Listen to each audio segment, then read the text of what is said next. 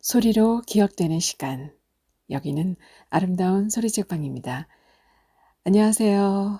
오늘은 2019년 대전일보 신춘문예 당선작이에요. 김은희 작가의 종점 만화방을 낭독해 보겠습니다. 함께 읽어보실까요? 종점 만화방. 김은희. 벽돌이 보이지 않는다. 쓰레기 봉투 뒤에도 말라 죽은 화초가 막대처럼 꽂혀있는 화분 뒤에도 벽돌은 없다. 입구 옆에 놓아두었던 벽돌이 감쪽같이 사라졌다. 벽돌이 없으면 입간판은 재구시를 하지 못한다.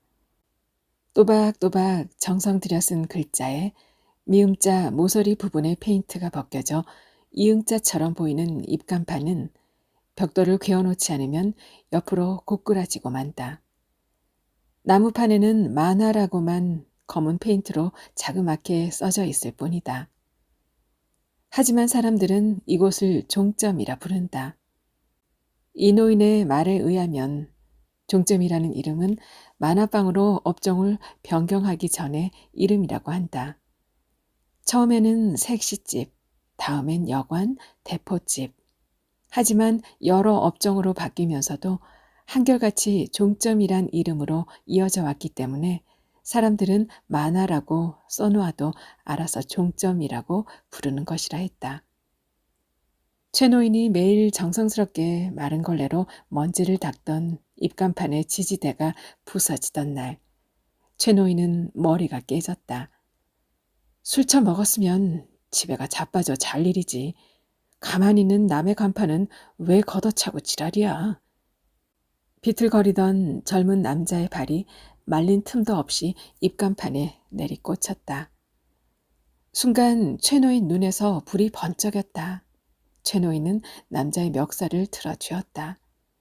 남자의 멱살을 잡았다고는 하지만 최 노인이 남자에게 대롱대롱 매달려 있는 형국이었다. 남자는 얼굴을 들이밀고 욕을 퍼붓는 최 노인을 콘크리트 바닥에 매다 꽂았다. 최 노인의 머리가 깨졌다. 깨어진 머리에서 붉은 피가 흘러나오던 것을 생각하면 소름이 끼쳤다. 나는 몸서리치며 별채처럼 대문 옆 마당에 떨어져 있는 창고를 힐끗 쳐다본다. 입간판을 고쳐볼 요량으로 공구를 찾아보았지만 찾을 수 없었다. 찾아보지 않은 곳이라고는 창고밖에 없었는데 그곳은 자물쇠로 굳게 닫혀 있었다. 사용을 하지 않은 지 오래된 듯한 창고의 자물쇠통은 붉은 녹이 내려앉아 있었으며 열쇠는 어디에도 없었다. 녹슨 삽이나 형편없이 망가진 자전거 따위밖에 없을 것이라는 생각을 하면서도 널빤지를 덧댄 창문을 보고 있으면 창고 안이 궁금해지곤 했다. 창문에 눈을 바짝 가져다 대고 창고 안을 들여다볼라치면 여지없이 까랑까랑한 목소리가 날아와 뒤통수를 때렸다. 저기 안에 있는 물건들은 주인이 다 따로 있어. 주인이 오면 밀린 외상값 받고 돌려줄 거야. 그러니 건드릴 생각하지 마. 최 노인의 목소리가 귓가에서 울리는 것 같아 고개를 돌린다. 골목 모퉁이에서 누군가 기웃거리는 것이 보인다. 나그네 여관 이 노인이다. 두부가 반모 담겨있는 양은 그릇을 내 앞에 내민다. 그래, 만화방은 어떻게 지내나? 태원은 영영 못한데? 그렇겠지. 머리통이 그리 쉬 붙을 리 있어. 날도 덥고 늙은 놈의 살가죽이 그리 쉽게 붙을 리가 없지. 그렇고 말고. 이 그까짓 거 좀 부서지면 어떻다고. 제정신도 아닌 놈의 멱살을 잡아 죽으려고 환장을 한 거지. 죽으려고 환장하고 말고. 나그네 여관 이 노인은 자신이 한 말에 연신 고개를 끄덕인다. 그리고는 자신의 콧잔등에 걸려있는 안경이 투시경이라도 되는 것처럼 나의 몸을 아래서부터 천천히 훑는다. 입간판을 담에 기대놓고 양은 그릇을 받아 얼른 뒤돌아선다. 이노인의 시선이 나의 엉덩이를 쓰다듬는다. 그릇과 함께 브라보콘을 건네자 만화방 구석자리에 솔다방 소파에 앉아 녹아내리기 시작한 브라보콘을 천천히 혀끝으로 핥으며 신문을 펴든다. 날쌔고 용감한 폴이 여기 있다.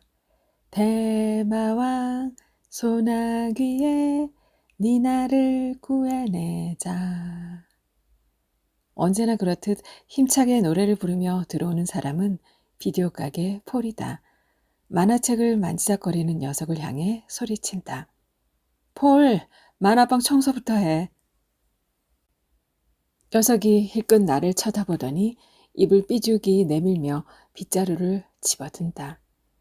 15살인 폴의 정신연령은 7살에서 고장난 시계처럼 멈춰있다.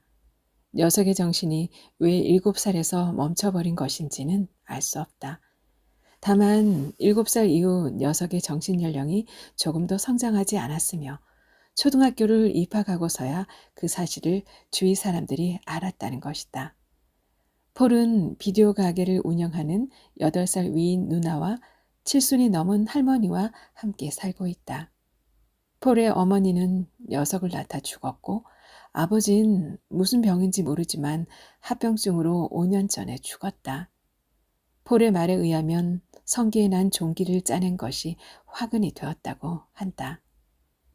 한쪽 눈은 실명하더니 종국엔 발가벗고 온 동네를 뛰어다니다 얼어 죽었다. 녀석은 아버지의 죽음에 대해 말하면서도 연신 싱글거렸다. 아빠가 얼마나 컸는지 알아? 히히. 그때 나는 브라보콘 뾰족한 부분을 빨아먹고 있는 녀석을 보며 잘만 하면 힘들이지 않고 녀석을 나의 손발처럼 써먹을 수 있을 거라고 생각했다. 날개를 단 듯 소리도 없이 쏘다니는 녀석의 발을 묶어 넣을 수 있는 곳은 이곳밖에 없다. 녀석은 이상한 나라의 폴이란 만화책만 잡으면 시간 가는 줄 모른다. 상기된 얼굴로 만화책을 보는 녀석의 얼굴은 사뭇 진지하기까지 하다. 그때 녀석의 집중력은 대단하다. 그때만큼은 15살 소년 같다. 자신을 부르는 소리도 듣지 못할 만큼 녀석은 만화책에 빠져있는 경우가 많다. 그럴 때면 하는 수 없이 녀석에게 다가가 급습하듯 만화책을 빼앗아 드는 수밖에 없다. 녀석은 잠시 버둥거리지만 이내 포기해버리고 만다. 심하게 반항한다면 며칠간 만화책 근처에도 얼씬도 할 수 없다는 것을 정신연령이 7살에 멈춘 녀석도 알고 있는 것이다. 매섭게 노려보는 내 앞에서 녀석은 다시 7살의 소심한 아이가 되어버린다. 폴이란 이름도 진짜 이름이 아니다.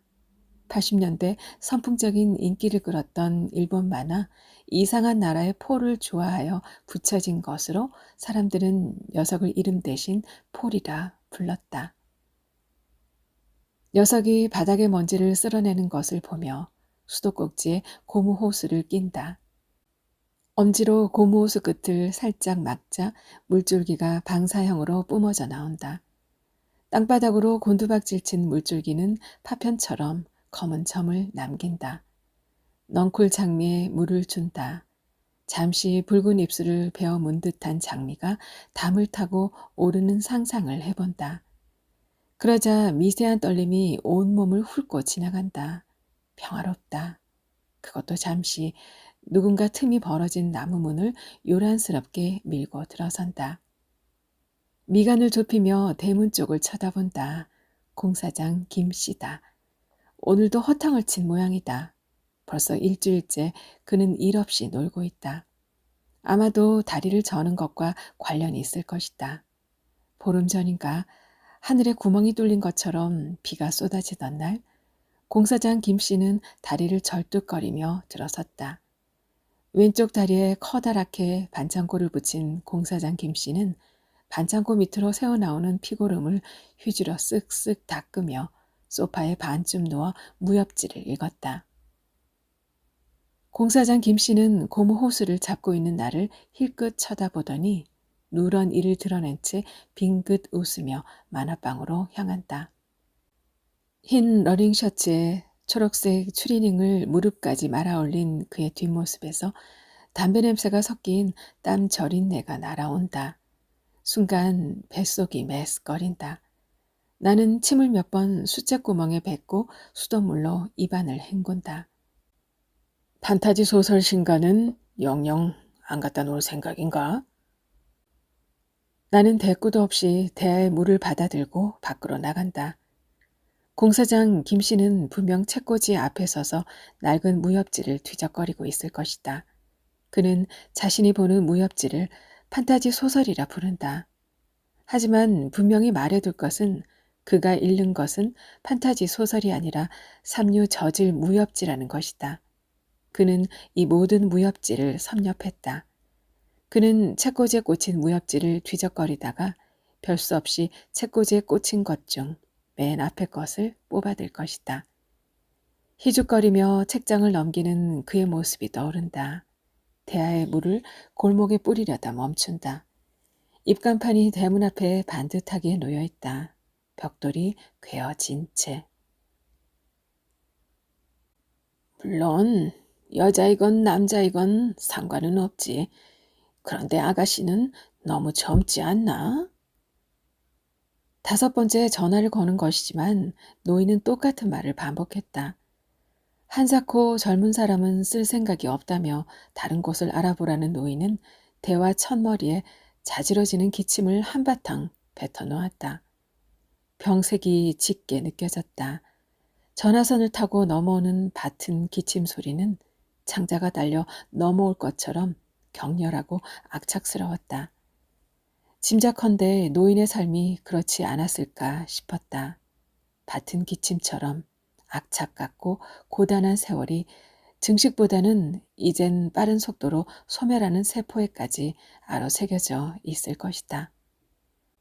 젊은 것이 싫다는 게 이해가지 않는군요.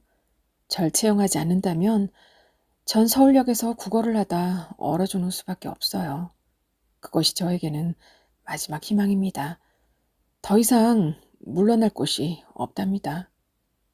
서울의 후미진 동네 만화방에 일자리를 구하면서 채용이라는 단어를 쓰는 것이 우습기는 했지만 나의 절박한 심정을 전하기에는 충분하였으리라 생각되었다. 다시 집으로 돌아갈 수는 없는 일이며 돌아간다 해도 쉽사리 대문은 열리지 않을 것이 분명했기 때문에 나는 거의 필사적으로 매달렸다. 또 숨어 지내기 딱 좋은 곳이라 생각되었다. 카드 회사의 닥달이 시작된 것은 카드 대금이 연체된 지 일주일이 지나고서부터였다. 그 무렵 내가 다니던 출판사가 문을 닫았고 나는 졸지의 백수가 되어버렸다. 사장은 마지막 회식 자리에서 문학이여 영원하라 라고 외치며 잔을 높이 들고 눈물을 흘렸다. 그는 연거푸 소주를 3잔 들이키더니 그 빌어먹을 인터넷 서점과 대형 서점 때문에 출판업계의 절반은 문을 닫을 것이라며 한탄했다. 하지만 나는 당장 카드 대금을 막을 수 없다는 것에 절망했다. 보테가 베네타 클리어런스 숄더백을 구입할 수 없다는 것이 나를 슬프게 했다. 월급과 퇴직금 대신 한 시대를 풍미했던 작가들의 전집 묶음을 받았고 엄청난 무게의 그것들은 나에게는 처치 곤란한 골칫덩어리였다. 나는 별 고심 없이 책을 선심 쓰듯 친구들에게 나눠주었다. 일자리를 다시 알아보려 했지만 그것마저도 여의치 않았다. 카드회사 직원은 밤낮으로 전화를 해댔다. 언제까지 대금을 통장에 넣을 수 있냐고 묻는 직원의 목소리는 고압적이었다. 나는 짜증 섞인 목소리의 직원 목소리에 손만 만지작거리며 어물거렸다. 그렇게 4달이 지나고 나니 카드회사 직원의 닥달이 좀 귀찮고 짜증이 날 뿐 전화벨 소리에 그다지 가슴이 뛰지 않았다. 어느 순간부턴가 스스로 해결할 수 없는 능력 밖의 문제라고 생각되기 시작했고 그렇게 생각하고 나니 차라리 마음이 편해졌다. 더 이상 초조하거나 무섭지 않았다. 도리어 큰 소리를 치게 되었다. 처음부터 나 같은 사람한테 카드를 쥐어준 당신들의 잘못이지. 마음대로 해. 나는 갚을 능력 없으니. 이렇게 나오자 카드 회사에서 도리어 저자세를 취하고 나왔다. 이자를 깎아줄 테니 쪼개서 갚도록 하라는 것이었다. 그런데 고압적이던 카드 회사가 돌연 저자세를 취하고 나오자 깎인 금액을 내는 것마저도 아깝게 느껴졌다. 그래서 카드 회사에서 오는 전화는 발신번호를 확인하고 받지 않았다. 그런데 문제는 다른 곳에서 터져버렸다. 저희 회사는 절대 고객님의 카드 사용에 관한 문제를 타인에게 발설하지 않습니다. 사실 비밀을 보장하는 차원에서 이것은 고객님에게만 알려야 하는 것이지만 고객님의 장래를 위해 어머님도 알아야 하지 않을까 싶어서요. 카드회사 직원이 카드 대금에 관한 것을 어머니께 말해버린 것이다. 추리닝 바람에 만화책을 하나를 안고 거실로 들어서는 내게 어머니는 카드 이용 대금 명세서를 집어던졌다. 그깟 돈 2천을 못 갚아준단 말이야. 사람이 한번 내리막길에서 뛰기 시작하면 쉽사리 멈출 수가 없듯이 이미 내달리기 시작한 나의 입은 브레이크가 걸리지 않았다. 그깟 돈 2천? 돈 2천이 어느 집 애 이름이야? 2,000원도 아니고 2천만 원을 2,000원이면 해달라고도 안 해. 시집 보낸다고 생각하면 될 거 아니야. 돌았구나? 아주 돌았어. 비로도 시원치 않을 판에 뭐? 어머니가 나의 뺨을 후려쳤다. 그리고는 막을 새도 없이 등이고 머리고 어깨고 마구 손이 날아들었다. 구석까지 몰린 나는 동그랗게 몸을 말고 악을 썼다. 절대로 엄마한테 눈곱만큼도 보태달라고 하지 않을 테니 걱정하지 마. 내가 몸을 팔아서라도 빚 갚을 테니 걱정하지 말란 말이야. 어머니의 손찌검이 일순 멈췄다. 나는 팔 사이에서 고개를 살짝 빼들었다. 어머닌 입술을 말아물고 미간을 좁힌 채 거실에 주저앉아 있었다. 나는 그 길로 짐을 싸서 집을 나왔다. 그렇다면 한번 와봐. 그곳으로 가는 길은 험난했다. 구찌 숄더백이 긁히지 않도록 조심해야 했으며 에트로 델리 숄이 올이 나가지 않도록 신경 써야 했다. 몇 권 들고 나오지 않은 책은 돌덩이처럼 무거워 나는 잠시 책을 버리고 갈까 생각해 보았다. 도착하였을 때 허리가 반쯤 꺾인 노인이 대문 앞에 서 있었다. 얼굴과 손등에 검버섯이 꽃처럼 핀 노인은 아래 위로 찬찬히 훑더니 빗자루를 손에 쥐어줬다. 나는 그날부터 만화방에서 살고 있다. 냉장고에 아이스크림과 드링크젤을 채우고 햇볕이 마른 마당을 더듬거리는 오후에는 고무호스로 물을 뿌려 달아오른 땅을 식힌다. 매일 청소를 하고 문을 활짝 열어놓아도 먼지와 냄새는 사라지지 않는다. 후텁지근한 공기가 나른한 눈꺼풀에 내려앉는다.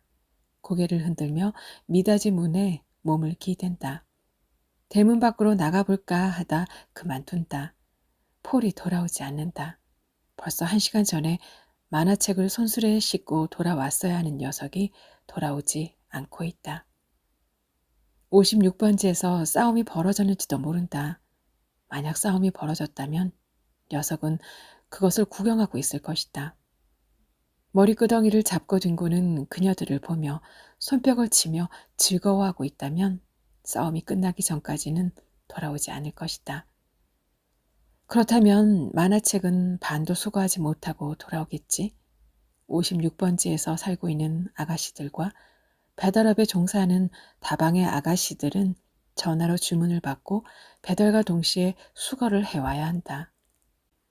그 귀찮은 일을 나를 대신해서 녀석이 하고 있다. 나는 작은 손수레를 끌고 56번지나 다방을 기웃거리는 일은 힘들 뿐만 아니라 체질에 맞지 않은 일로 하고 싶지 않았다. 그 일로 고민하고 있을 때 폴이 눈에 띄었고 녀석에게 점심과 만화책을 제공하는 것으로 귀찮은 문제를 간단히 해결했다. 녀석에게 선심을 쓰듯 제공하는 점심은 컵라면과 김치가 다였으며 만화책이라 해봤자 녀석은 아무도 찾지 않는 이상한 나라의 폴밖에 읽지 않으니 손해볼 곳은 없었다. 지중해 영감? 지중해 영감은 뭐가 좀 다른가? 영감들은 다 똑같이 뭘 그래. 남의 나라 영감이라고 뭐 다르겠어?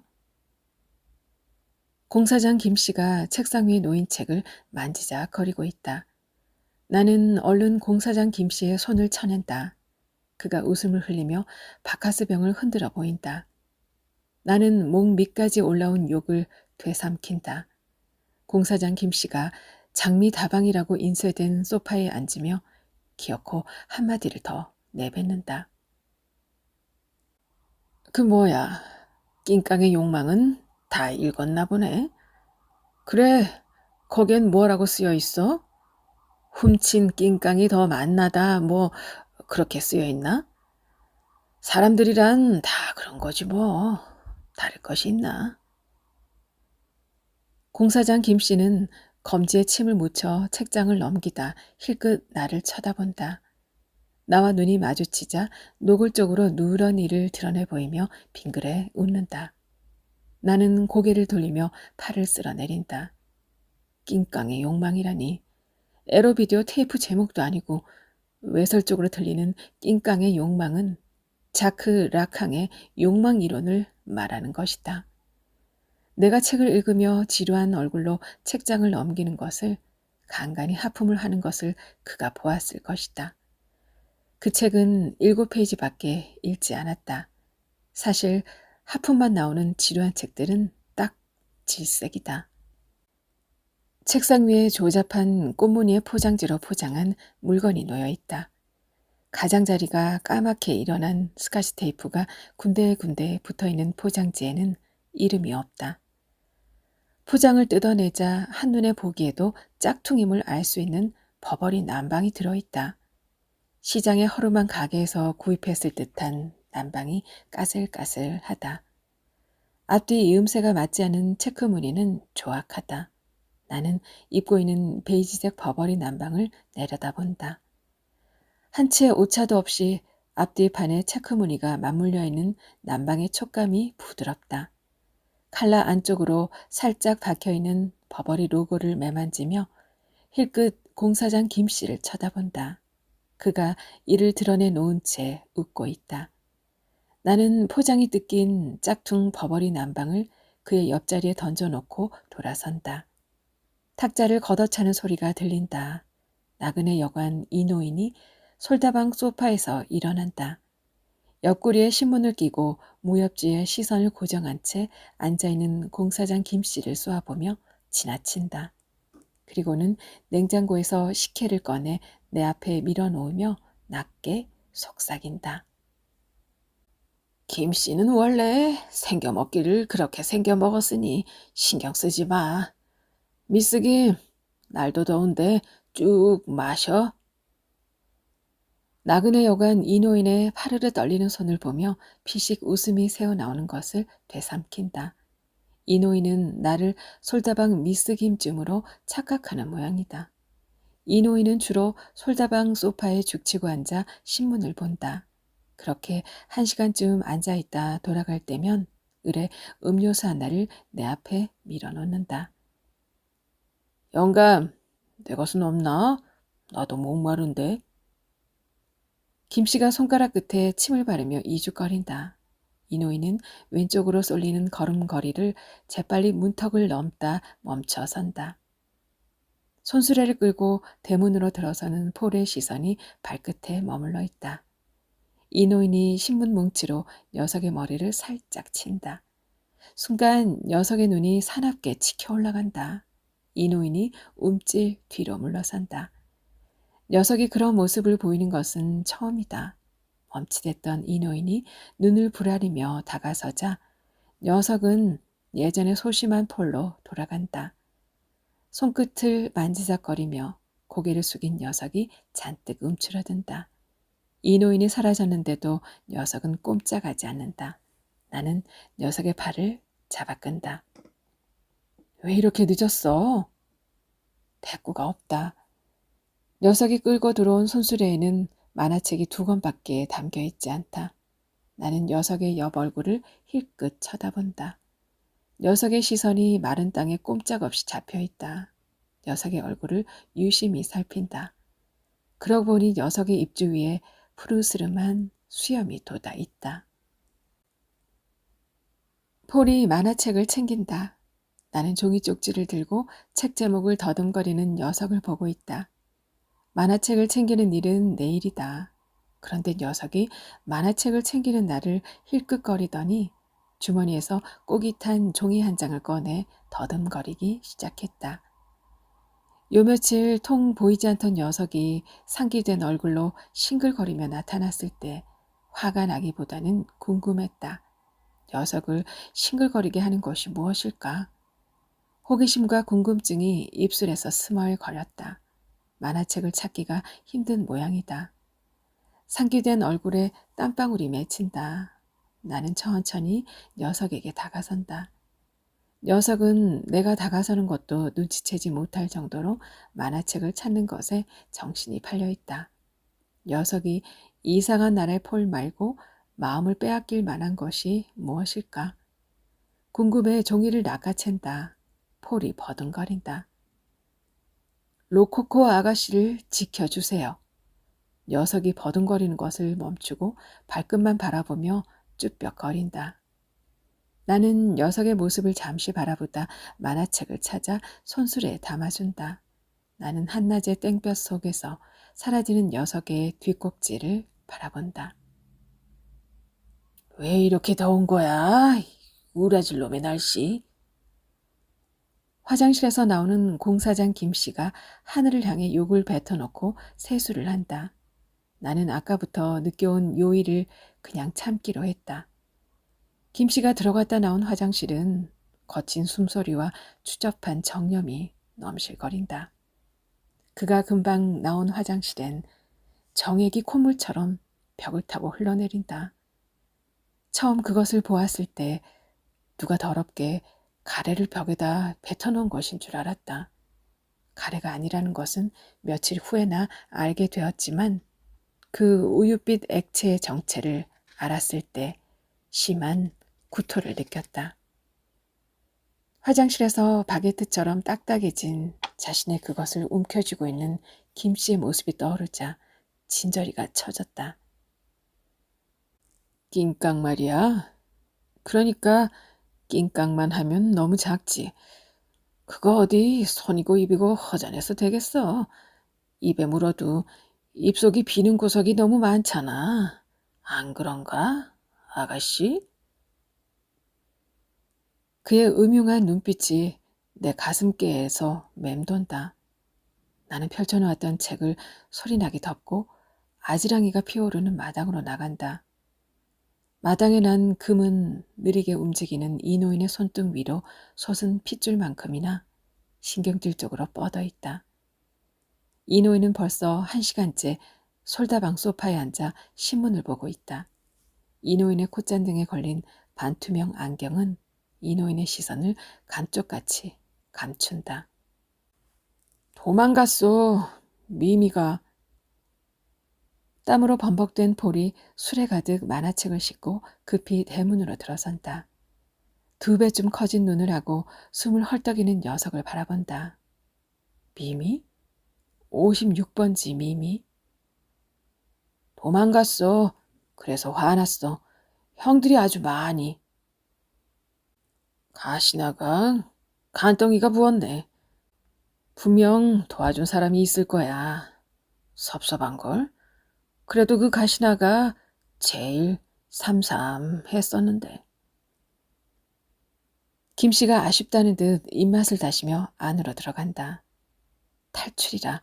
내가 이곳에 온 지가 벌써 반년이 되어간다. 하지만 56번지의 사람들이 이곳을 떠났다는 소리를 들어본 적이 없다. 나는 이곳의 사람들은 벗어날 꿈조차 꾸지 못하거나 벗어날 생각이 없는 사람들일 것이라 생각했다. 그런데 탈출이라니. 미미는 이곳을 벗어나 어디로 갔을까? 갑자기 눈앞이 아득해진다. 폴은 어두컴컴한 만화방에 앉아 떨고 있다. 나는 겁에 질려 떨고 있는 폴을 쏘아본다. 바람 탓일까? 하늘이 유달리 깨끗하다. 여름도 막바진 듯 햇살 끝이 무디다. 차가운 물에 발을 담그고 앉아 살며시 눈을 감자 이곳이 파라다이스라는 착각이 든다. 야자수 나무가 시원스레 뻗어있는 작은 섬을 생각하다 문득 눈을 뜬다. 파라다이스라니. 나는 신경질적으로 대야의 물을 마당에 쏟아붓고 대야 가득 물을 담아 대문 밖으로 나간다. 담 밑에 비둘기 한 마리가 머리를 박고 있다. 가까이 다가가도 꼼짝도 하지 않던 비둘기가 부리로 벌건 토사물 속에서 팅팅 부른 국수를 건져 올린다.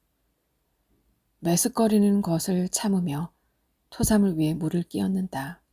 놀란 비둘기가 부리에서 국수 가락을 놓친다. 재빨리 다가가 국수 가락을 발로 짓이긴다. 녀석은 잠시 허망한 날갯짓을 하다 지붕 위로 날아가 앉는다. 폴이 있었다면 이런 일은 내가 하지 않아도 된다. 아마 녀석은 비둘기가 토사물을 헤집으며 배불리 먹도록 내버려 두었겠지. 그리고 나서야 느리게 몸을 일으켜 토사물을 치웠을 것이다. 나는 잠시 사방으로 튀어버린 벌건 토사물을 바라보다 빗자루를 들고 나온다. 오장육부가 썩어 내리는 것 같은 냄새를 참으며 토사물을 치우다 보니 며칠 동안 코빼기도 보이지 않는 녀석이 괘씸하다는 생각이 든다. 녀석이 한눈을 파는 것은 나에게 있어 좋은 징조가 아니다. 녀석에게 던진 미끼가 이제 효력을 다했다는 것이며 더 이상 잡아둘 수 없다는 것을 뜻하는 것으로 수고롭고 폼나지 않은 일을 내가 해야 한다는 것을 뜻한다. 손수레를 끌며 만화책을 배달하고 수고하는 나의 모습을 생각하니 녀석이 더욱 괘씸해 손끝이 떨린다. 빌어먹을 녀석. 아무렇게나 욕을 뱉어놓으며 토사물을 쓸어 담는다. 공사장 김씨가 문 옆으로 비껴선다. 표정 없는 얼굴로 잠시 나를 쳐다보던 그가 허벅지를 긁으며 만화방으로 들어가 버린다. 그는 내내 무협지에만 머리를 박은 채 학자처럼 딱딱한 얼굴로 책장을 넘기며 나의 신경을 긁는다. 점심때가 한참 지나서야 컵라면 하나를 꺼내 물을 붓는다. 뚜껑을 덮고 밖으로 시선을 돌린다. 나는 한창 뜨겁게 달아올랐을 마당을 내다보며 늘어지게 하품을 하다 자세를 바로잡고 그를 힐끗 쳐다본다. 여전히 소파에 비스듬히 앉아 무협지를 탐독하고 있다.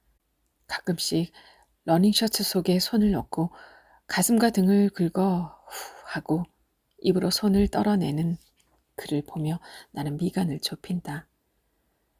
그의 그런 행동을 볼 때마다 악취가 풍기는 것 같아 속이 불편하다. 나는 방향제를 확인한다. 레몬향의 방향제가 코속을 톡 쏜다. 미닫이 문을 활짝 열어놓고 구석구석 방향제를 달아놓아도 쾌쾌한 냄새는 사라지지 않는다. 사라지기는커녕 냄새는 방향제와 섞여 더 이상 이상하고 묘한 냄새를 만들어내며 세력권을 넓혀가고 있다. 여기 폴 있지? 그 개자식 어디 있어? 누군가 거칠게 문을 박차며 들어선다. 나는 고개를 돌릴 엄두도 내지 못한다. 나는 가까스로 고개를 돌린다. 찢어진 청바지에 오 필승 코리아라고 써진 붉은 셔츠를 입은 사내가 위협적으로 눈을 부라리며 뺨을 어루만지고 있다. 붉게 부풀어 오른 사내의 왼쪽 뺨에는 손자국이 선명하다. 내가 사시나무 떨듯 바들바들 떨며 걸음을 옮기자 공사장 김씨가 앞을 가로막으며 능청을 떤다. 여자 혼자 영업하는데 그렇게 무섭게 대문을 발로 걷어차고 들어오면 어떡해? 보면 몰라? 폴이 여기 어디 있어? 어디에 숨은 거야? 잡히기만 해봐. 아주 작사를 내버릴 테니까. 미미 그년도 잡히면 여자구실 못하게 만들어버릴 테니까. 나는 폴이 여기에 없다는 말만 반복했다. 붉은 셔츠가 바들바들 떨고 있는 나를 보며 희쭉 웃더니 황급히 밖으로 사라진다. 나는 자리에 털썩 주저앉고 만다. 난데없이 어머니의 얼굴이 눈앞에서 어른거린다. 여름이 끝나가고 있다. 그날 폴은 문구점 앞에서 동네 아이들과 딱지치기를 하다 붉은 셔츠에게 잡혔다고 한다. 저항 한번 못해보고 끌려간 녀석은 복날 개 패듯 패기 시작한 그들에게 거의 죽을 만큼 맞고 풀려났다. 나는 아무것도 몰라요.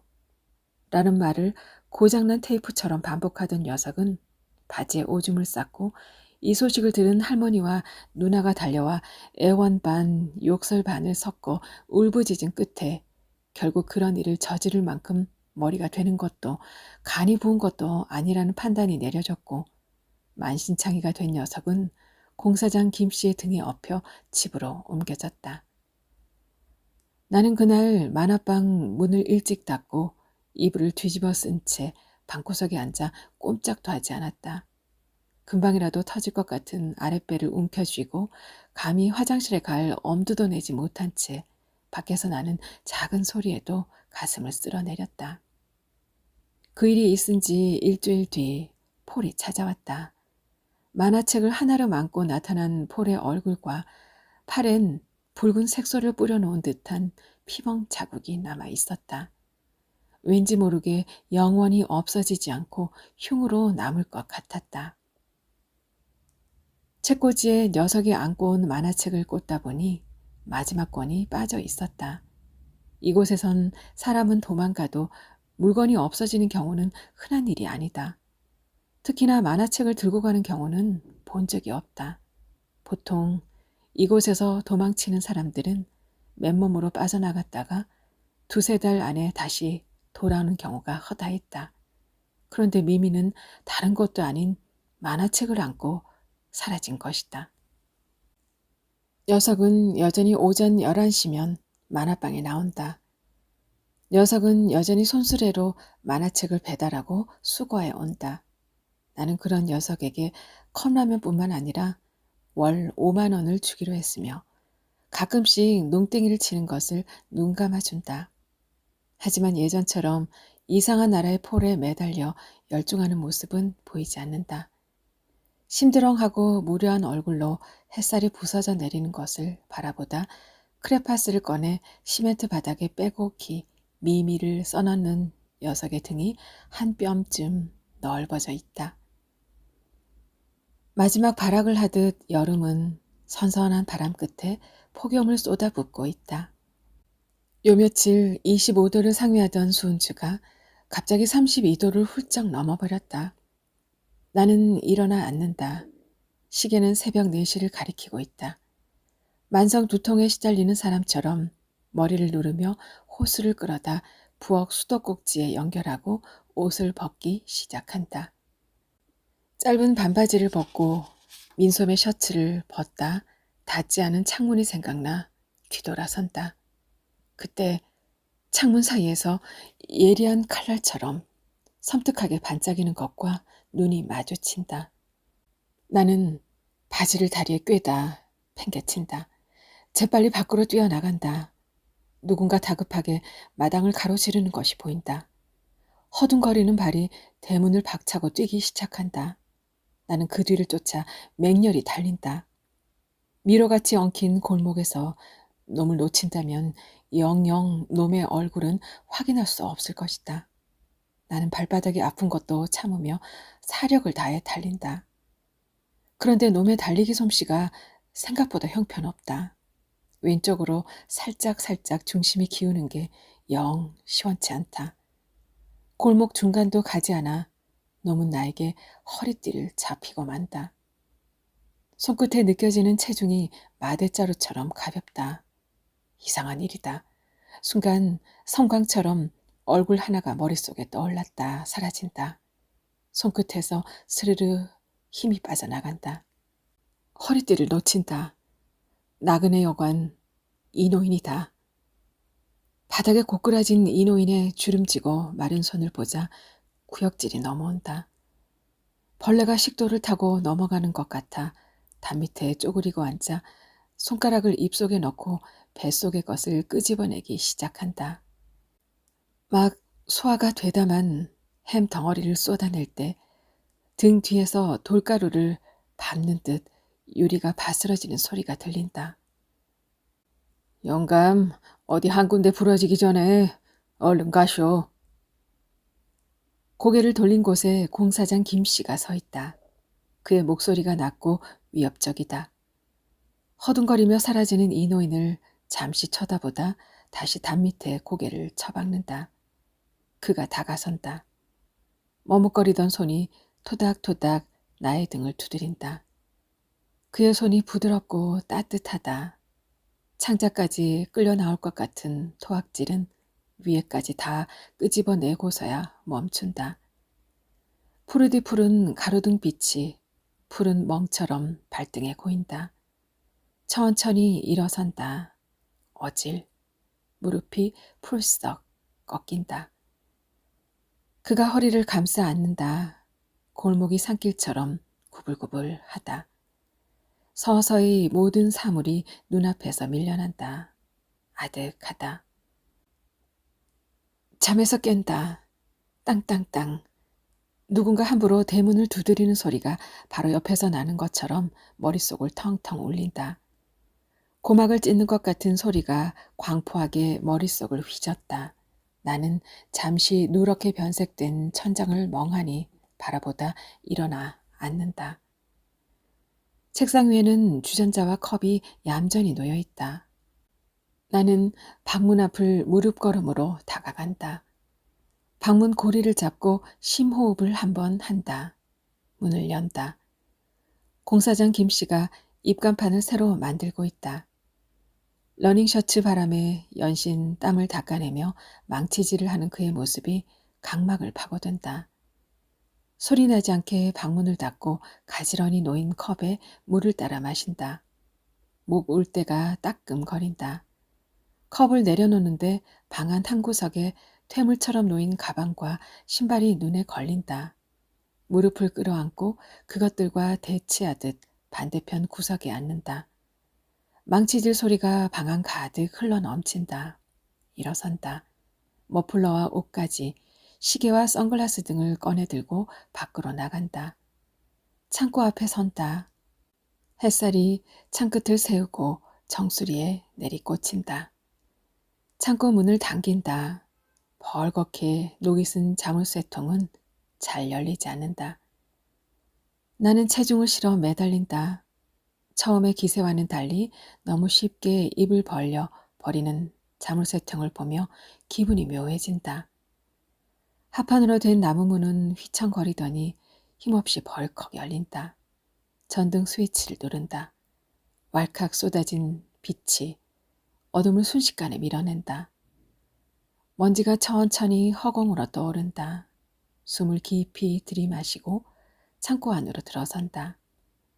낡은 장식장과 모서리가 떨어져 나간 안진뱅이 책상이 한쪽 구석에 놓여 있다. 그 옆으로 바늘이 없는 괴종시계와 호랑이가 입을 딱 벌리고 있는 색바랜 그림이 끼워져 있는 액자가 세워져 있다. 고개를 돌린다. 먼지가 뽀얗게 내려앉은 비닐이 산처럼 솟아있다. 비닐을 들춘다. 하얀 종이가 붙어있는 물건들이 모습을 드러낸다. 물건은 노끈으로 단단하게 묶여져 있다. 물건 중 하나를 집어든다. 낡은 운동화와 추리닝에 종이가 붙어 있다. 1988년 8월 25일 권투장 박군. 이것뿐만이 아니다. 색바랜 여행용 가방에도 군용 침구처럼 돌돌 말린 이불에도 상표가 다 지워진 화장품에도 종이가 붙어 있다. 1968년 3월 4일 곱창집 오춘자. 1973년 12월 23일 역촌다방 미스김 1978년 1월 21일 막노동 유씨 물건들이 빗장부처럼 차곡차곡 쌓여있다. 전류가 흐르는 것처럼 손끝이 찌릿하다. 사르르 통증이 훑고 간 가슴이 먹먹하다. 가방과 신발을 끌어안고 창고 구석에 쪼그리고 앉는다.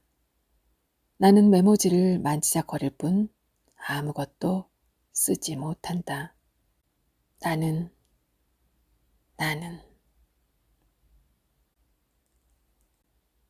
김은희 작가의 종점 만화방 함께 감상하셨습니다. 서울 변두리의 만화방을 중심으로 스산하고 황폐한 인물들을 그려내고 있는데요. 젊은 여성은 직장을 잃고 카드빚에 내몰린 채 서울 변두리의 종점 만화방에서 일자리를 얻습니다. 이곳 만화방의 손님들은 각자 인생의 종점에서 마지막 남은 남루한 생을 근근히 버티면서 살아가고 있는데요. 종점, 만화방이라는 빤한 무대임에도 성급하게 절망이나 희망적인 부분을 나타내지 않고 견딤이라는 그런 생명력에 주목하면서 그렇게 여러 삶을 보여주고 있는데요. 만화방 창고에 보관된 오래된 도서 대출장을 통해서 1960년대 후반부터 지금까지 이곳을 거쳐간 막다른 인생의 삶을 간결하게 보여주는 대목이 인상적이기도 합니다. 이어서 작가의 수상 소감을 함께 할게요. 몸살이 나고 말았다.